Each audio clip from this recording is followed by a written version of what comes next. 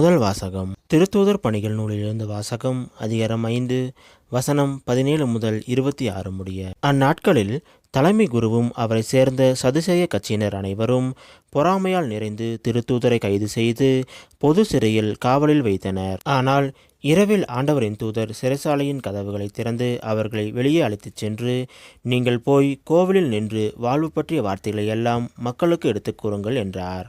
இதை கேட்ட அவர்கள் பொழுது விடிந்ததும் கோவிலுக்கு சென்று கற்பித்தார்கள்.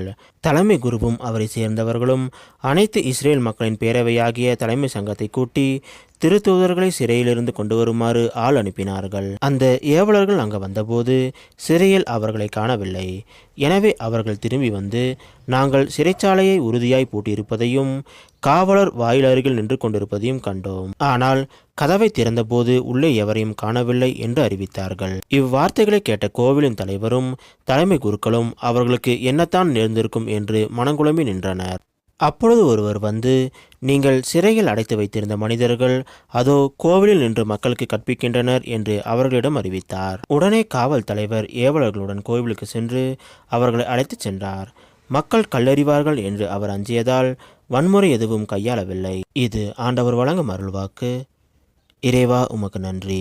இன்றைய நற்செய்தி புனித யோவான் எழுதிய நற்செய்தியிலிருந்து வாசகம். அதிகாரம் 3 வசனம் 16 முதல் 21 முடிய. அக்காலத்தில் இயேசு நிக்கதேமிடம் கூறியது, தம் ஒரே மகன் மீது நம்பிக்கை கொள்ளும் எவரும் அழியாமல் நிலைவாழ்வு பெறும் பொருட்டு அந்த மகனையே அளிக்கும் அளவுக்கு கடவுள் உலகின் மேல் அன்பு கூர்ந்தார். உலகிற்கு தண்டனை தீர்ப்பு அளிக்க அல்ல, தம் மகன் வழியாக அதை மீட்கவே கடவுள் அவரை உலகுக்கு அனுப்பினார். அவர் மீது நம்பிக்கை கொள்வோர் தண்டனை தீர்ப்புக்கு ஆளாவதில்லை.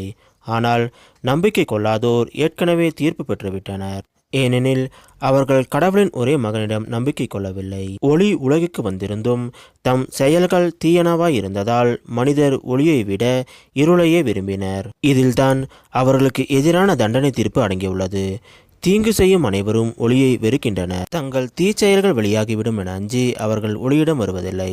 உண்மைக்கேற்ப வாழ்பவர்கள் ஒளியிடம் வருகிறார்கள். இதனால் அவர்கள் செய்யும் அனைத்தையும் கடவுளோடு இணைத்தே செய்கிறார்கள் என்பது வெளியாகும். இது கிறிஸ்து வழங்கும் நற்செய்தி. கிறிஸ்துவே உமக்கு புகழ்.